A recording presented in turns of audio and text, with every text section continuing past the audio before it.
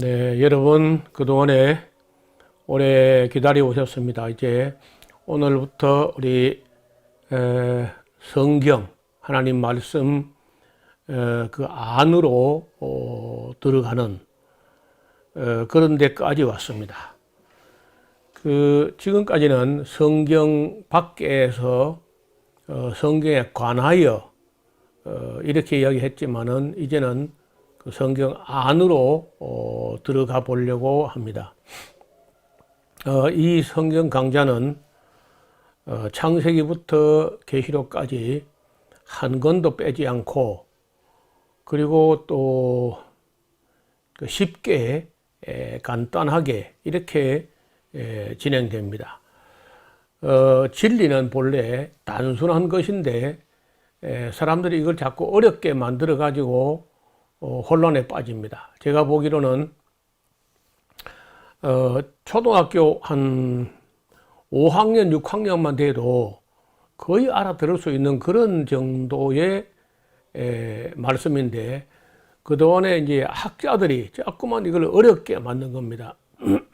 그래서 저는 어렵게 하는 사람은 나 말고도 많이 있기 때문에 저는 어떻게든지 그저 쉽게 하려고 노력합니다. 그리고 성경을 읽었으면 좋겠는데 성경 읽는 거는 여러분이 집에서 읽어 오시고 여기서는 그 읽은 성경이 어떤 의미가 있는지 그 성경에서 읽어내야 할 진리, 하나님의 음성 이런 것을 우리가 여기서 논의하게 될 겁니다. 그래서 사람들이 성경 통독이라고 생각하는데 통독이 아니고 성경 강좌입니다. 에스라 성경 강좌, 에즈라 바이블 렉처라는 그런 강좌는 꽤 오랜 역사를 가지고 있습니다.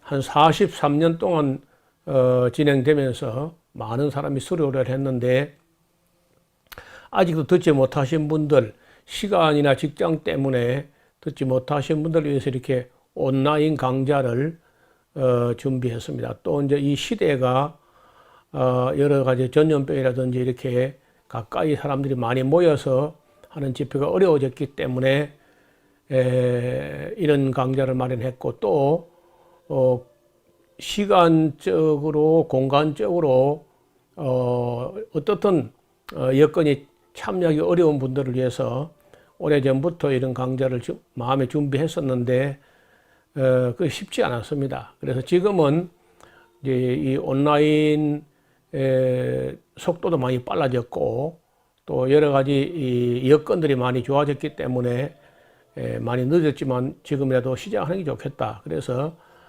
지금부터 시작하면은 제법 아마 시간이 걸릴 수 있습니다. 그래서 이왕 출발할 때 마음의 그 준비를 단단히 하시고 계시록까지 동행했으면 좋겠습니다. 이 성경을 우리가 너무 어렵게 한다든지 또 부분적으로 해서는 평생 해서 그저 성경이 안 보입니다. 그래서 우리가 성경 강좌의 기본적인 정신은요, 첫째가 단순합니다. 단순화. 죄송합니다. 심플리피케이션, 단순화한다. 유대인들이 이 서기관들, 율법학자들이 이 미시나, 게메라, 토셉타, 브라이다, 할라카, 까다 막 자꾸 이렇게 해석을 해가지고 오경을 해석한 게 한 수레가 될 정도로 그렇게 연구하고 또 해석하고 또 해석한 걸 또 해석하고 이렇게 했는데 그걸 예수님께서 이제 싹 다 밀어버리고 거들떠 보지 않았습니다. 율법 본 정신은 예수님께서 성실히 실천하셨지만은 그것을 과잉 해석해가지고 복잡하게 해서 사람들이 다 이해할 수도 없고 행할 수도 없게 한 것은 다 의미가 없다는 겁니다. 그래서 우리는 단순화하고 그 다음에 집중화합니다. 센트럴리제이션. 이 성경을 배우는데 뭐 그렇게 막 10년, 20년 걸리면 안 돼요. 그럼 실천은 언제 한다는 겁니까? 그래서 집중적으로 공부해가지고 빨리 끝나야 돼요. 이론, 성경을 다 알았다 할지라도 그거는 이론인데, 이론 공부가 빨리 끝나야 실천에 들어갈 거 아니에요. 그래서 집중적으로 공부를 하는데, 여러분도 아마 지금 시간을 조금 내가지고 이번에 이왕 시작하면은 이 짧은 기간에 끝을 보는 그런 성경 강좌가 필요하다는 거예요. 그리고 전문적으로 특별히 이게 그 성경은 전공을 하지 않았거나 신학을 하지 않은 분이 너무 혼자 연구하거나 파고들면은 엉뚱한 방향으로 가는 수가 있어요. 그래서 전문적으로 성경을 연구한 사람이 강의해야 딴 길로 안 간다는 거죠. 그 다음에 표준화, 이거 어려운 말인데, 스탠다이제이션, 놀랍게도 또는 아쉽게도 죄송하게도 지난 2000년 동안에 이 성경을 표준 해석서를 내놓지 못했습니다. 그래서 중구난방이고 천방지축으로 이렇게 막 해석을 제멋대로 해야 되니까 끝없이 교파가 갈라지고 혼란에 빠지고 이렇게 했는데, 원래 성경이 기록된 그 원 목적대로 해석을 하면서 전말 이것이 표준 해석이다 할 정도로 정말 믿을 수 있는, 언제 어디서 누가 봐도 이게 바른 해석이다 하는 정도의 해석을 해야 돼요. 표준화. 이게 안 되면 참 어렵습니다. 그래서 우리가 근 40몇 년 한 15,000명 이상의 목회자들이 여기에 참여했고, 일반 성도들까지 하면 한 8만 명이 참여해가지고 아무도 아니요 할 수 없을 정도로 표준화된 해석. 그래서 누가 봐도 이거는 정당한 바른 해석이다 하는 그 해석을 여러분이 아마 만나게 될 겁니다. 그 다음에 실천화 혹은 생활화, practicalization. 그 행함이 없는 믿음은 죽은 믿음이야. 그래서 이걸 잘 배웠으면은 그것을 우리 삶에서 실천하면 잊어버리지 않습니다.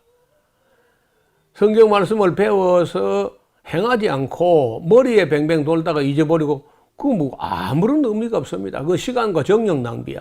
그래서 단순화, 집중화, 전문화, 표준화, 생활화 하는 성경 강좌. 그래서 행할 수 없는 거는 이야기할 필요도 없고, 그 믿고 깨닫고 행하고 이렇게 함으로써 우리 삶이 변화돼야 돼요. 성경의 진리, 기독교 진리가, 진리란 증거가 뭐냐? 사람을 거룩하게 변화시키는 데 있다는 거죠. 그래서 진리는 절대 먼 데 있는 것도 아니고 어려운 것도 아니며 복잡한 것이 아닙니다. 성경에도 누가 하늘에 올라가서 막 그 진리를 가져와서 우리를 향하게 할 것도 아니고, 누가 또 바다를 건너가서 해외에 가서 유학을 해가지고 그 진리를 우리에게 가르쳐서 행하게 할 게 아니라, 진리가 심히 가까워서 네 마음에 있고 네 입술에 있다는 거예요. 이게 예수님 말씀이고 바울의 말씀이야. 그리고 연구하고 해석하고 이런 사람들은 영원히 그 틀에서 벗어나지 못해요. 앉아서 듣고 깨달은 것을 일어서면 실천하는 그런 신앙만이 하나님 말씀을 배울 수 있습니다. 그래서 예수님께서 제자들을 강의실에서만 강의한 게 아니고, 예수님은 삶을 보여주시고 실천하는 현장으로 제자들을 같이 동행하면서 그렇게 가르쳤습니다. 진리는 행하려고 하는 사람에게만 보이게 됩니다. 예수님께서 말씀하시를 너희가 나를 내 말을 행하려 하면 내 말을 알리라, 이렇게 말씀하십니다. 그래서 우리가 이 성경을 배우면서 즐겁게 배우고 기쁘게 배우고 그리고 실천이 어렵더라도 실천하면서 배우면은 우리가 마침내 하나님 앞에 두려움 없이 설 수 있지 않겠나 그런 생각을 합니다.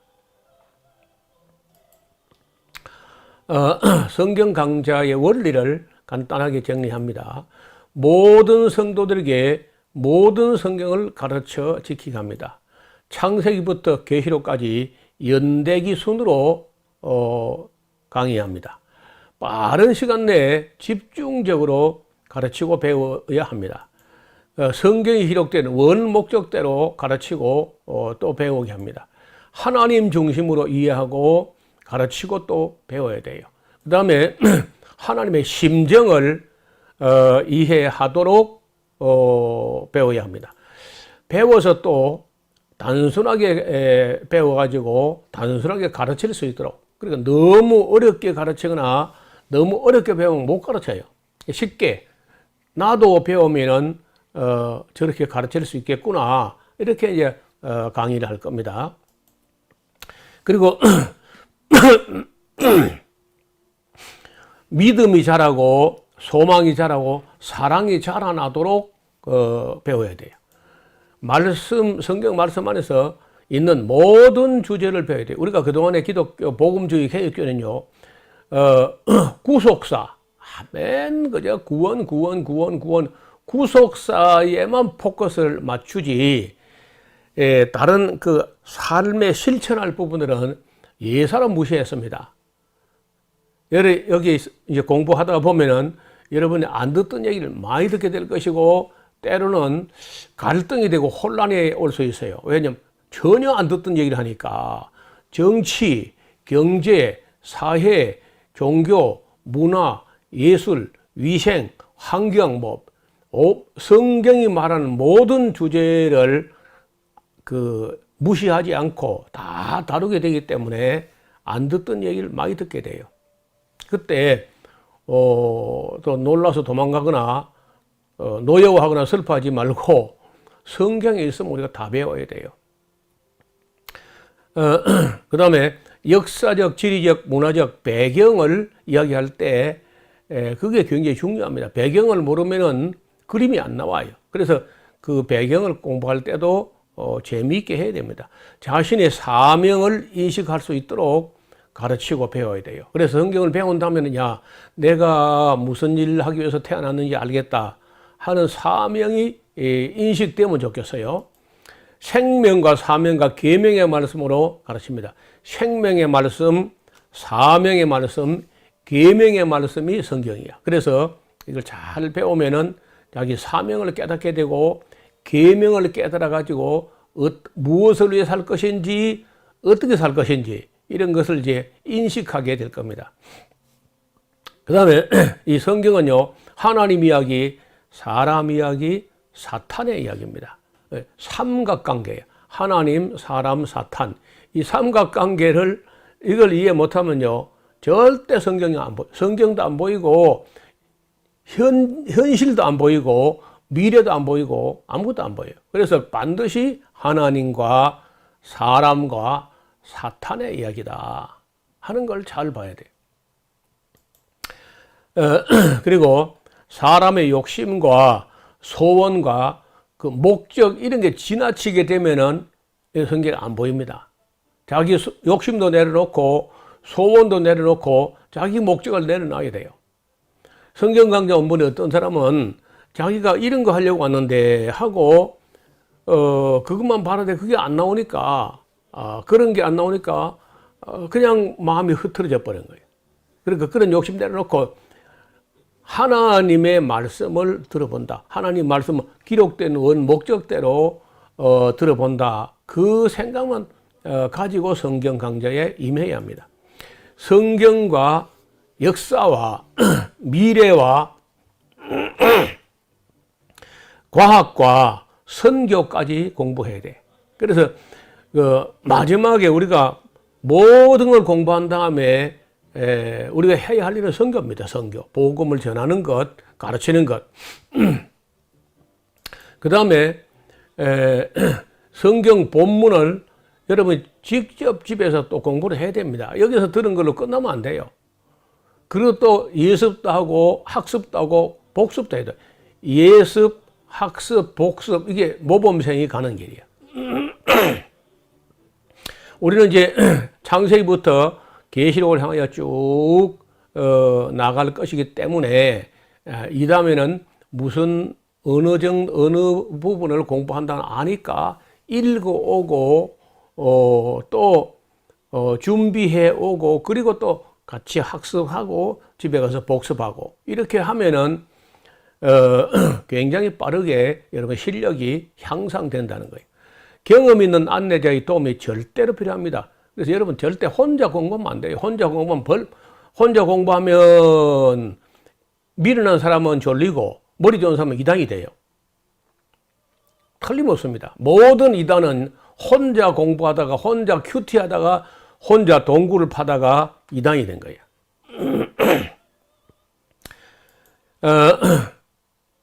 재미없어 보이는 책들이 들어있습니다. 그런데 성경은 원래 재미로 읽으라고 준 책이 아닙니다. 재미가 없어도 의미가 있으면 즐겁게 공부를 해야 돼요.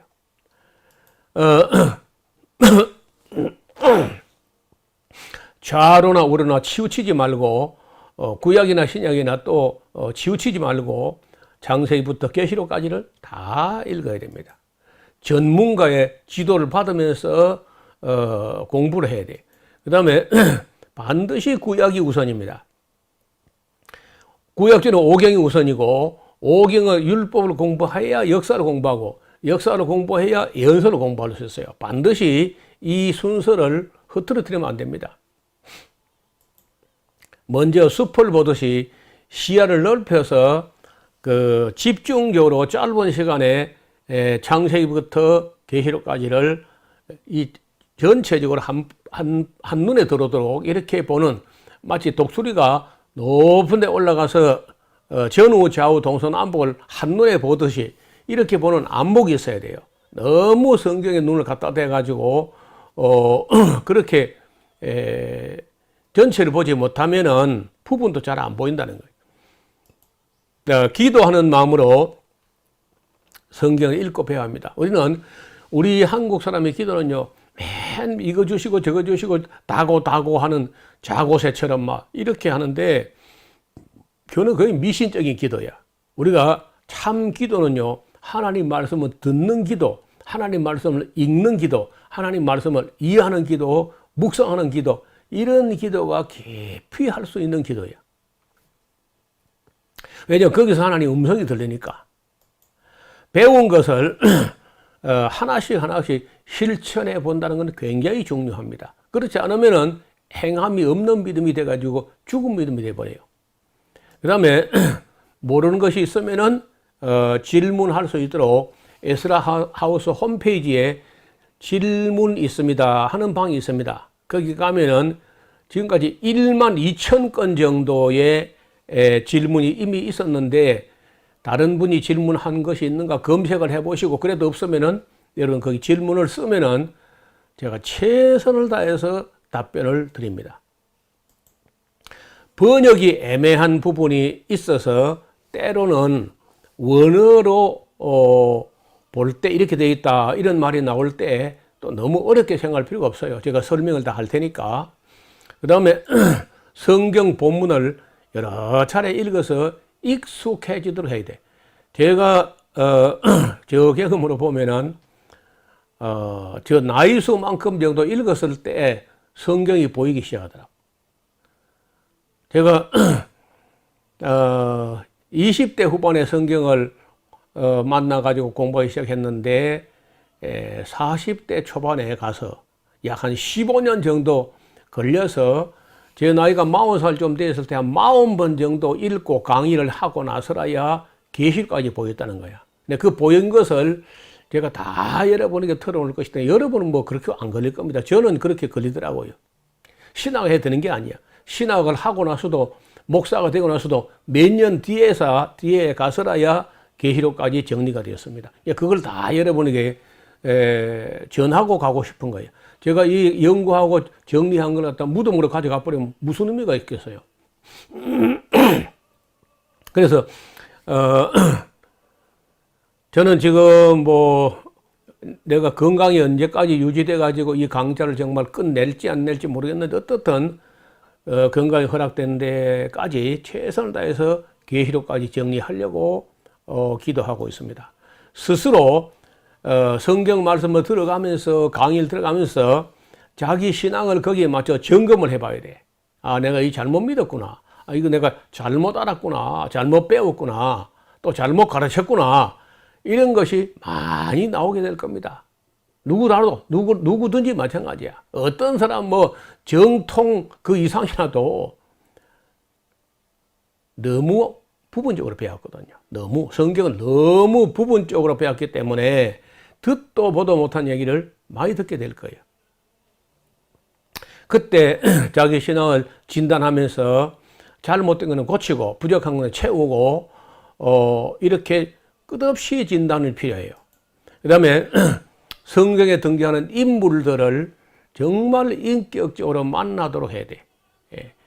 그 의인 아벨로부터 요한계시록을 기록한 요한까지 한 100명에서 120명 정도의 이 성경의 주인공급 그런 인물들을 만날 텐데 굉장히 중요합니다. 제가 그 하나님의 사람들이라고 하는 책을 내기도 했는데 원하시면 그 책도 구해가지고 읽어가면서 성경의 인물들을 저는 그 한 8, 90명 정도, 100명 정도 되는 성경의 인물들이 저를 도와주는, 제가 모시고 스승으로 모시고 저의 목회 자문위원으로 모시고 이렇게 성경을 공부합니다.